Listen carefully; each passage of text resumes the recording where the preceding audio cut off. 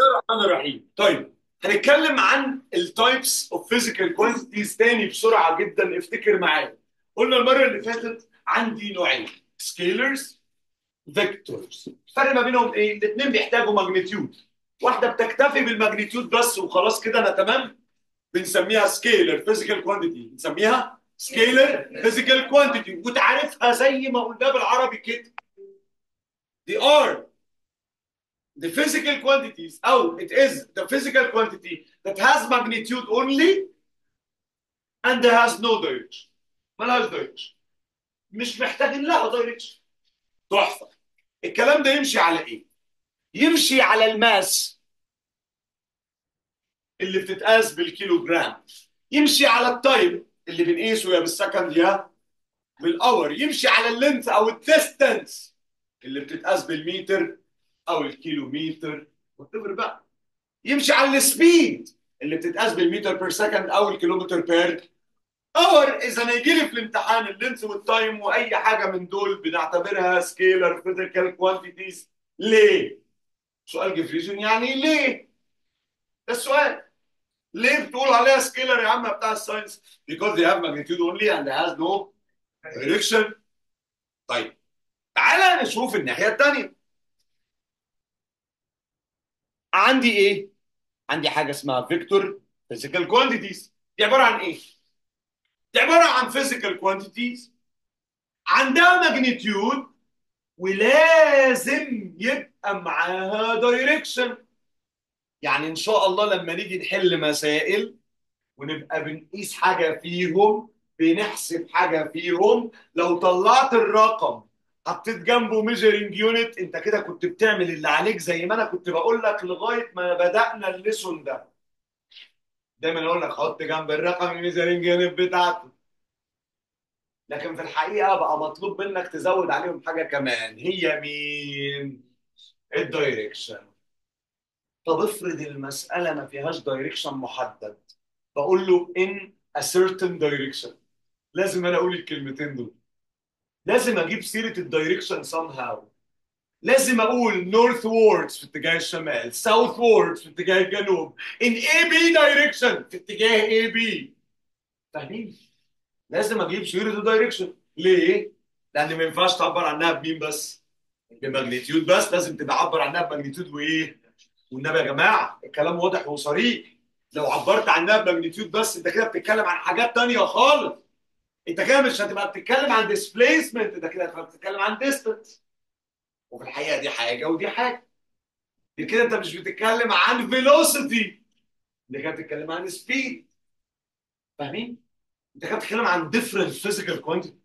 دي حاجه تانية خالص، ليها قصتها وليها حدوتتها. دي من عيله تانية. كانك بالظبط قلت على لعيب بيلعب في الاهلي انه بيلعب في الزمالك، او لعيب بيلعب في برشلونه انه بيلعب في مدريد. ودي غلطات عند الناس اللي متابعه الكوره لا تغتفر. اللي متابع الكوره يضحك عليك، يقول عليك اهبل، زي مدرس الساينس بالظبط اللي هيصحح لك في امتحان ثالثه اعدادي وهيدمر طموحاتك في انك تدخل مدارس ستيم. يا بائس. ده احنا يا رب نخش ثانوي ان شاء الله. انا عارف، انا عارف، انا داخل عليك الدخله بتاعت الثانويه الفنيه الصناعيه، وان شاء الله ربنا يوفق الجميع. بهزر طبعا، انتوا زي الفل. سامحنا يا رب. الفورس بتتقاس بنيوتن، وانا وضحت لك المره اللي فاتت لما اشيل الكرسي وازقه او اشيله وارميه بفورس 10 نيوتن. 10 نيوتن عادي، ممكن يبقى ناحيه اللاب او ممكن يبقى ناحيه الباب.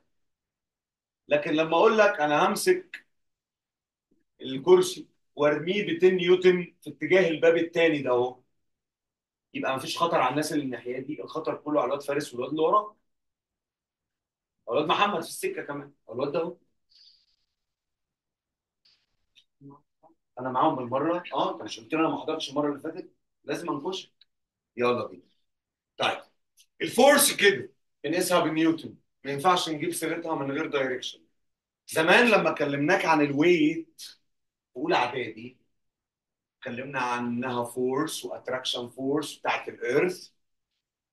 فمثلا هنفترض ان احمد غلوش عايز يسيب الكوكب ويمشي.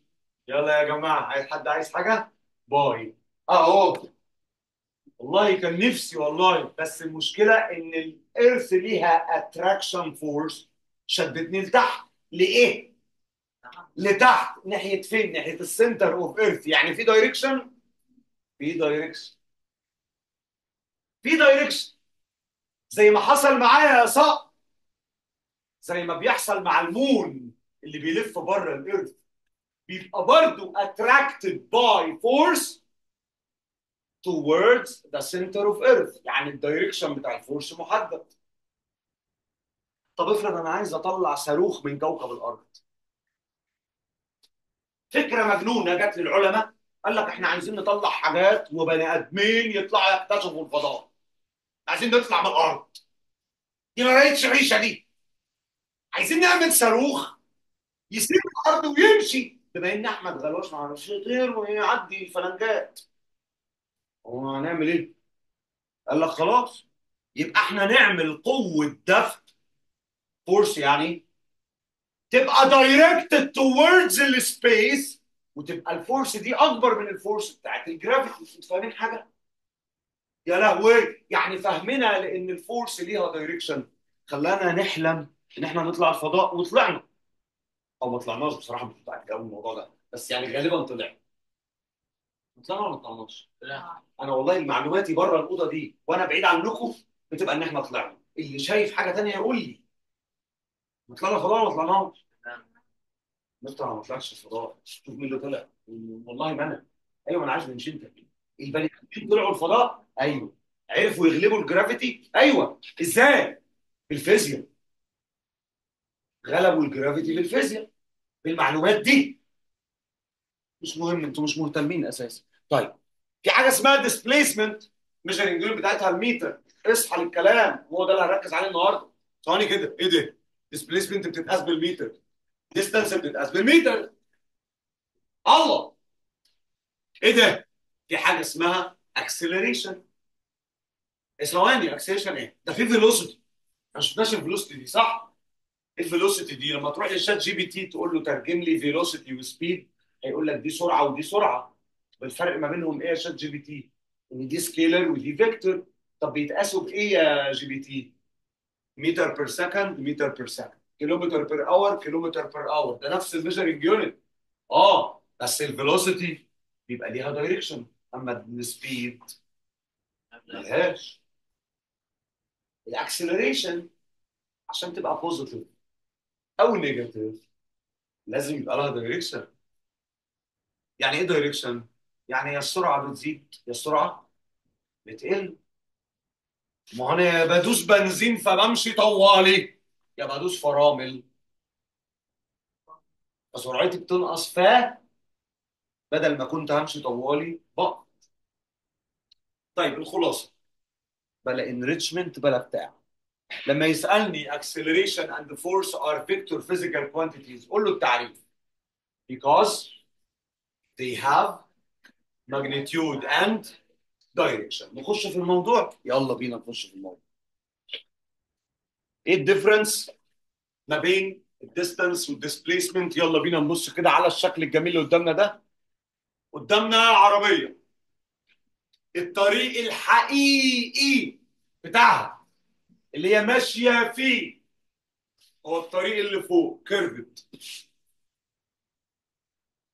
الطريق ده مثلا ممكن يبقى طوله 20 كيلومتر بالشكل ده، كيرفت كده، في حته كيرفت من عند البدايه نقطه A لغايه النهايه نقطه B. صعب الكلام ده؟ جميل. نيجي احنا بقى ونقوم عاملين ستريت لاين. ركزي يا دكتوره، الله يرضى عليك حبيبتي، يلا ركزي. اقوم عامل ستريت لاين من نقطه A اللي بدات عندها الموفمنت لنقطه B. اقصر طريق ما بين النقطتين لازم يكون ستريت لاين. قالوها العرب من زمان، من زمان خالص. قالوا اقصر الطرق اكثرها استقامه. كل ما كان الطريق ستريت اكتر، كل ما كان الطريق ده قصير، بدل ما نقعد نلف كده حوالين نفسنا. طيب، الطرق فعليا ينفع كلها تبقى ستريت؟ فعليا ينفع الطريق كله يبقى ستريت؟ مش هينفع. ما انا باجي في حته بلاقي فيه محطه قطر، باجي في حته الاقي مين مسجد، باجي في حته الاقي ترعه، باجي في حته الاقي نهر. اضطر اعمل ايه؟ الاقي جبل. يا نهار اسود، ههد الجبل عشان الطريق ده ستريت؟ لا. في قدامك حل من الاثنين، يا تعمل زي ما عملنا هنا في طريق الجلاله في مصر، قمنا شاقين الجبل، عاملين طريق في نص الجبل، احنا جامدين قوي. يا اما تقوم عامل كيرف من حوالين الجبل. صح. ده فعليا اللي بيعملوه مهندسين الطرق. احنا في الفيزياء دلوقتي بنكلمك عن الديستانس والديسبيسمنت. الطريق الملولو اللي فوق ده 20 كيلو، الطريق الستريت هيبقى 20 كيلو؟ الله عليك. اهو الطريق اللي فوق ده هو الديستانس، والطريق الافتراضي اللي تحت ده اسمه ديسبيسمنت، واللي دايما بيكون في دايركشن محدد from A to B. او بدل ما نقول from A to B، ممكن نستخدم الشكل الجميل اللي قدامنا ده. الله، انا شفت البتاع ده عند السير محمد الجميل، وعند السير احمد مختار، وعند السير احمد ربيع، عند البديوي، وكل اصدقائنا ملوك الدراسات وملوك الجغرافيا. واليد معايا يا ولا، شمال جنوب شرق غرب، صح كده؟ شمال شرقي، شمال غربي، جنوب شرقي، جنوب غرب. الصلاة على النبي، احنا هنقول الكلام ده؟ اه نقوله بالانجليزي. يعني ايه؟ نورث، ساوث، ايست، ويست. ماشي؟ صعبة دي؟ حلوة قوي. نورثرن ايست، نورثرن ويست، ساوثرن ايست، ساوثرن ويست. وانا هرسم دي ان شاء الله في الامتحان، هي صعبة. وراه.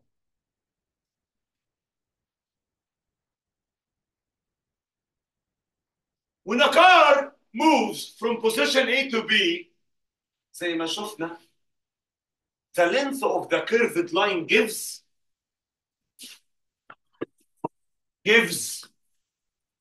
براحتكم، خدوا وقتكم انا برتاح. gives ايه؟ gives ايه؟ gives ايه؟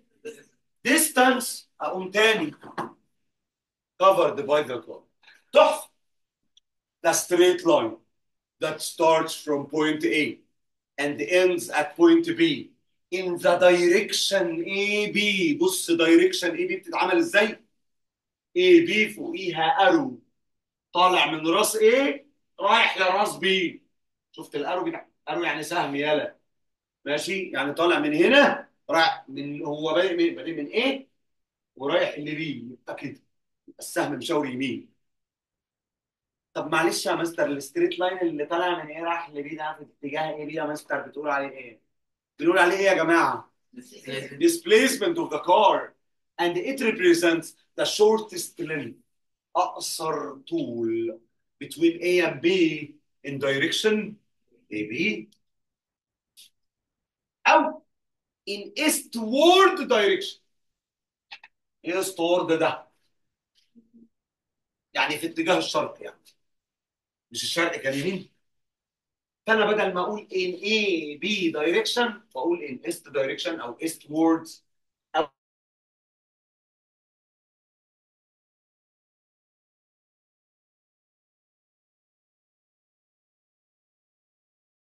من شوف هذا الاكزامبل السعبولة، ماذا يقول هذا الاكزامبل؟ يا مستر دي خريطة يا مستر، ودلتا وزقازيق وكايرو واسكندرية وطنطا وحاجات. ايه دي؟ وانا جاي، هو احنا فين؟ ده دارس ايه؟ ده شرق وغرب وايه وخرايط وبتاع. بص يا ابني ركز، ده فرع دمياط، ده فرع ايه اللي انا بعمله ده كمان. بص يالا، تعالى، ادي القاهرة اهي، كايرو، وانا عايز اروح طريق يا اولاد، وانا مروح عشان اللي ما يعرفش انا فين. طالع من كايرو، لازم اعدي على طنطا عشان اعرف اروح. مبدئيا طنطا مكانها مش هنا، دي الحموش. مبدئيا هو مشاور غلط في الكتاب، بس قدر انها طنطا. خلاص. قدامنا دلوقتي اكتر من طريقه عشان نروح. مين اللي بيقول؟ جوجل مابس، مش انا. قال لي هروحك من طريق من اتنين. انا بقول لك روح من طريق بنها، ده الطريق اللي بيطلع لنا اوتوماتيك واحنا مروحين من القاهره على فكره. روح من طريق بنها. ليه يا عم؟ طريق قصير وحلو ومش هياخد معاك وقت، والسكه سالكه وجميله.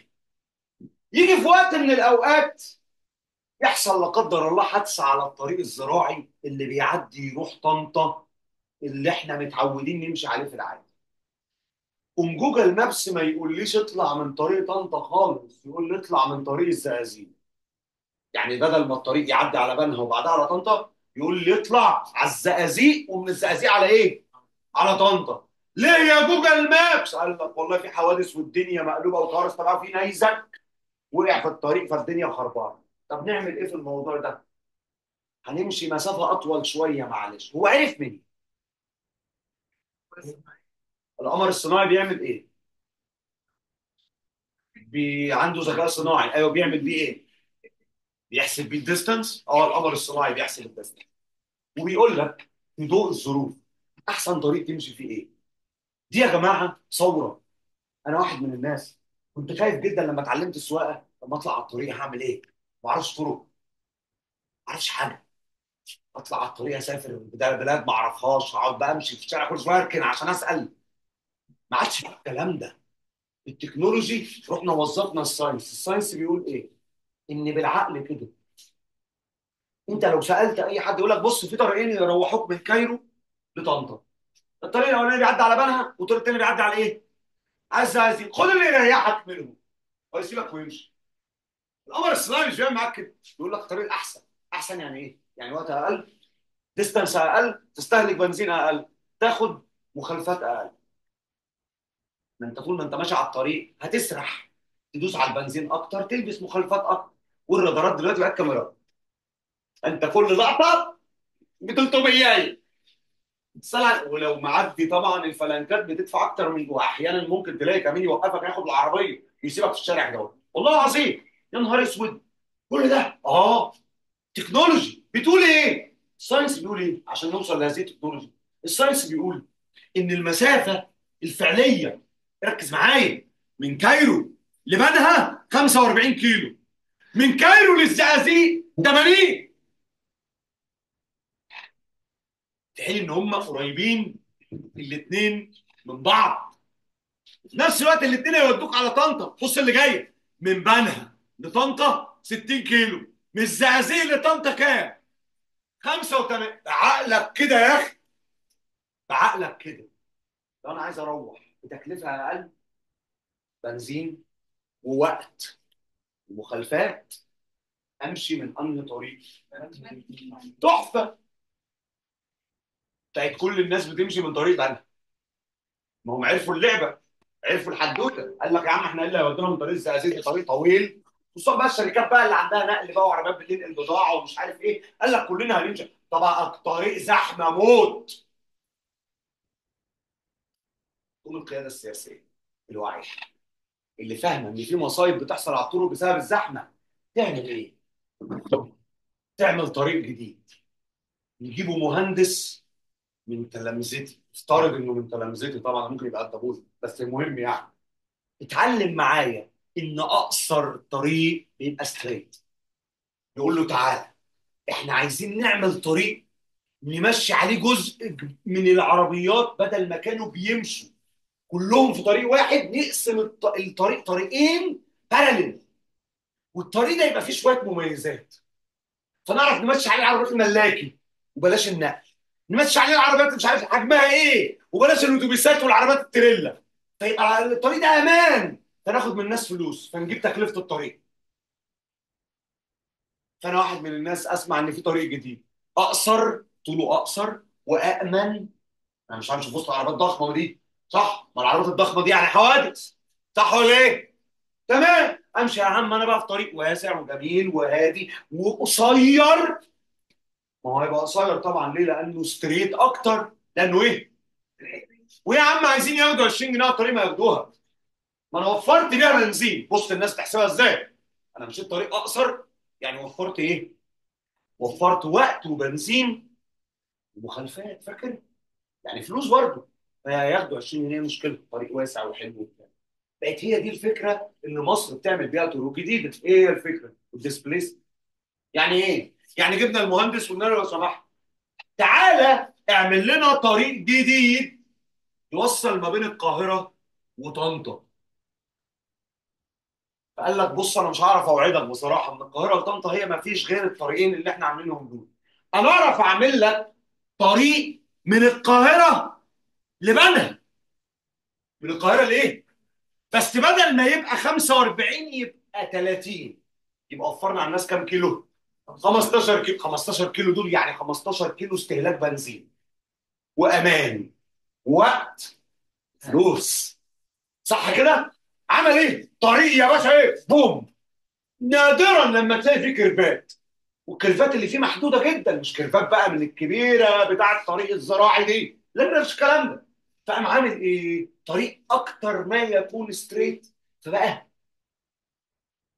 فاهمين؟ فاهمين انا بقوله ولا ايه؟ عشان ما اتكلمش كتير في الحدوته دي. اذا لو في عندي بني ادم عايز يبدا من كايرو يروح لطنطا، كايرو هي الستارتنج بوينت، طنطا هي الاند بوينت.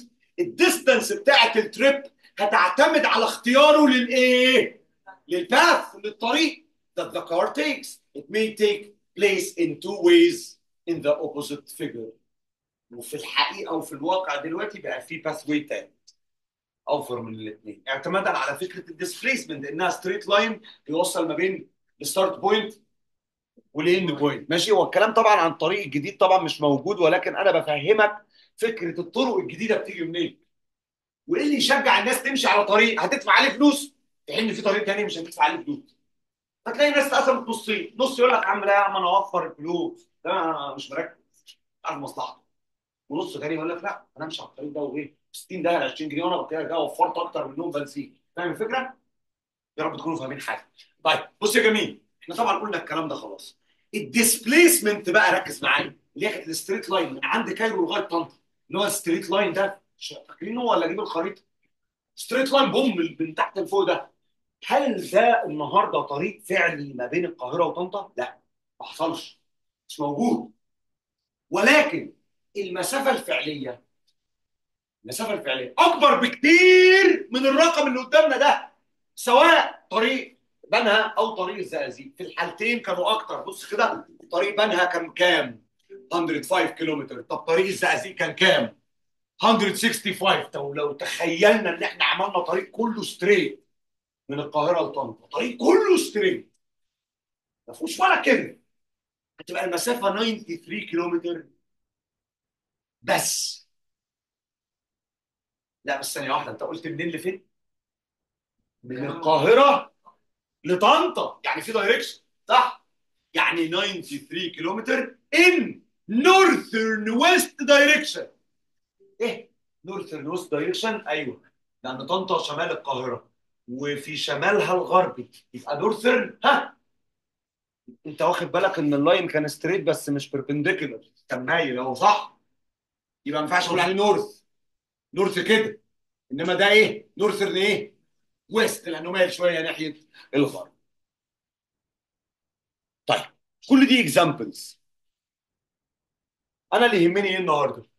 يهمني تعرف ان الديستانس هي الاكتوال لينث اوف ذا باث that a moving object covers. الطريق الفعلي، المسافه الفعليه اللي بيمشيها الاوبجكت from the starting point to the ending point. اما الديسبيسمنت فهي distance covered at a certain direction.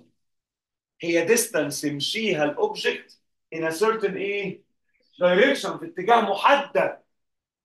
ديستانس بس مش متسابه للظروف، لا ما اقولش عليها ديسبيسمنت دي، انما لما تبقى محدده بدايركشن بدا من البرايمري بوزيشن وانتهى عند الفاينل بوزيشن، يبقى دي بيتقال عليها ايه؟ ديسبيسمنت.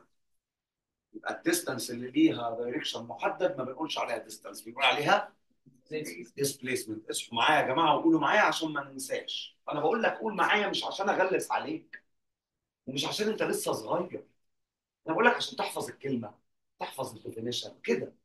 العلم بيقول كده. انت طول ما انت قاعد كاريزما كده، وزير جاي يحضر فرح قاعد مم.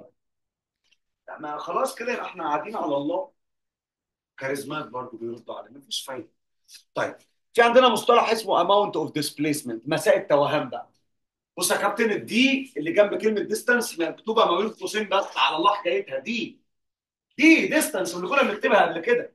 طب الديسبيسمنت بص ايه ده فوقها ايه؟ لا، فوقها دايركشن سهم اهو يا مستر. قالوا عشان يقول لنا انها فيكتور كوانتيتي، عشان يقول لنا ان دي ديسبيسمنت نوت ديستانس، بالظبط كده. ايه الاماونت اوف ديسبيسمنت ده؟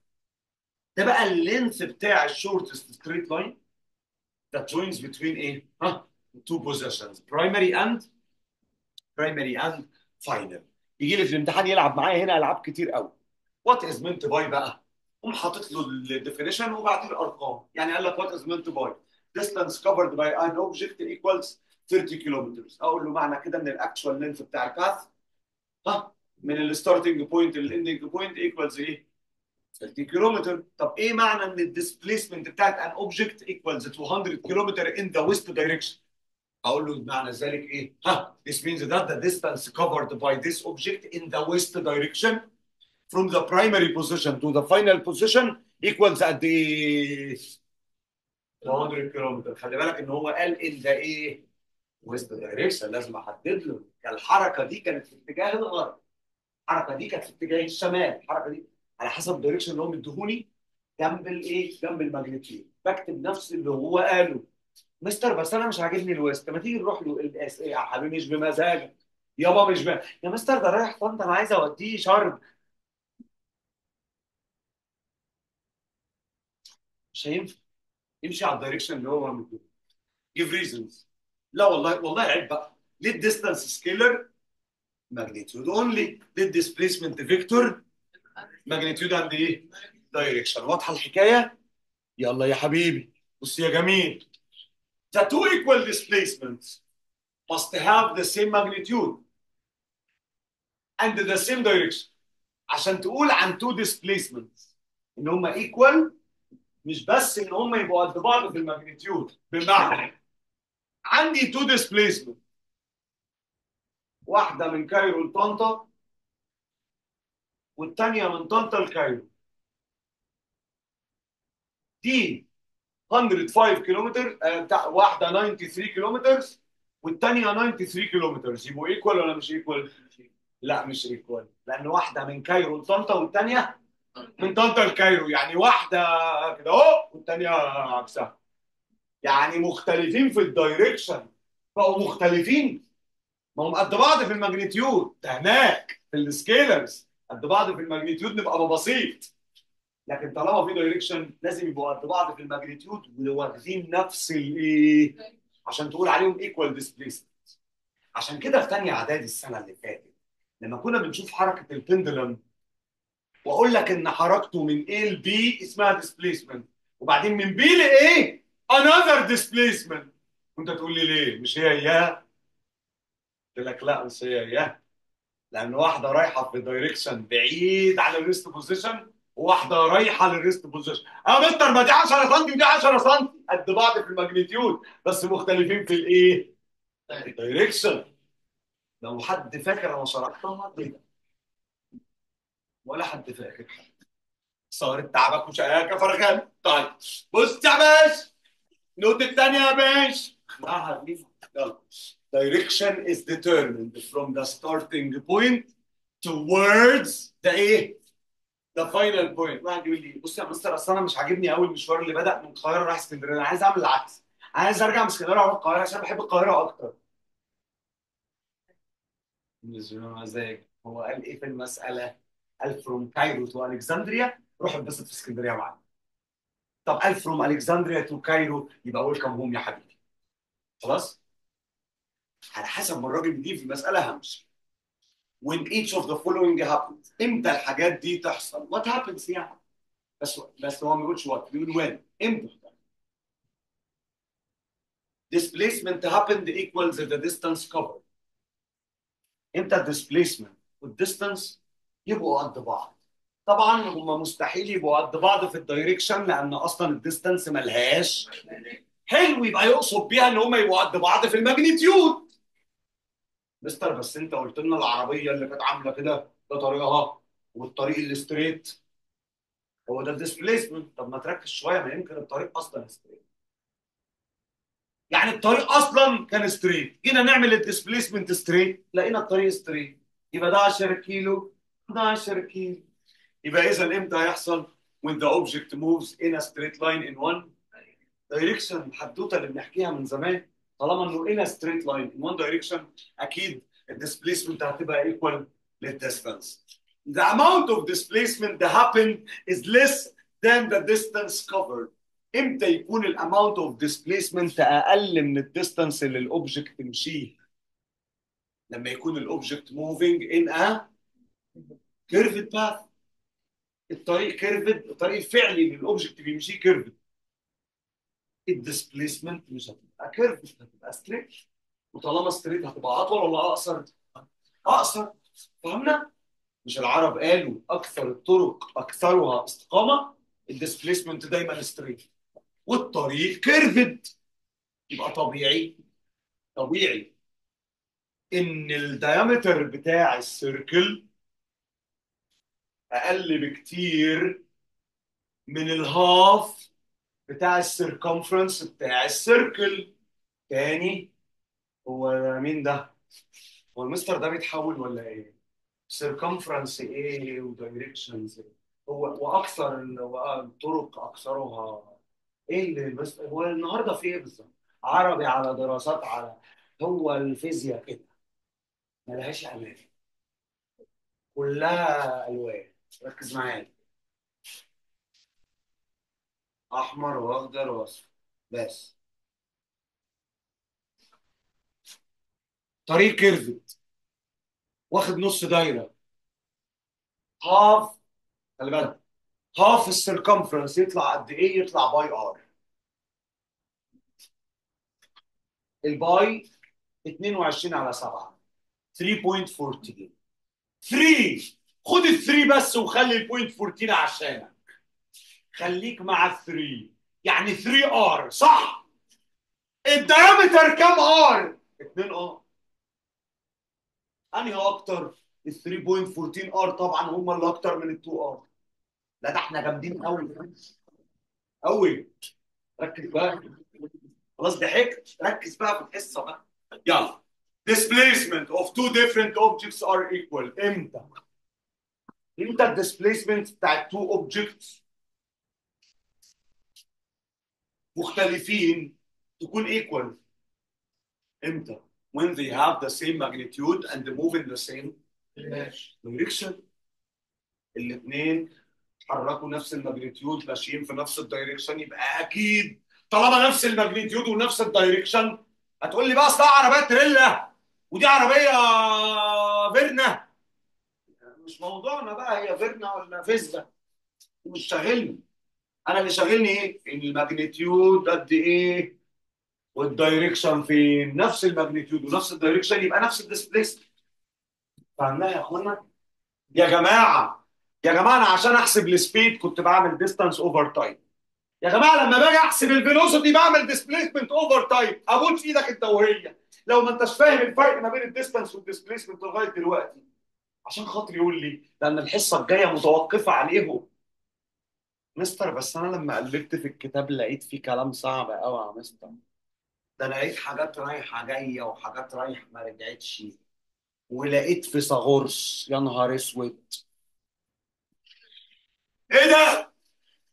بايثاغوريان ثيري ايه؟